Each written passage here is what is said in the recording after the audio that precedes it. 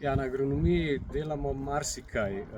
Pridelujemo hrano v tleh, proučujemo, kako ustvariti čim bolj kakovostna tla, in potem hrana pridelana gre del na naše krožnike, del, kar pa zavržemo, gre lahko na bioplinsko napravo. Na bioplinski napravi pridobimo elektriko, energijo pretvorimo v elektriko, kar ostane, je digestat, tekoči ostanek, ki gre lahko nazaj na kmetijske površine za gnojenje. Mi ga pa tukaj želimo dodati vrednost, gojimo v rastlinjakih mikroalge. Te mikroalge uspešno rastejo, so pa to specialni organizmi, ki delujejo stimulativno tako na rastline, kot seveda tudi na ljudi.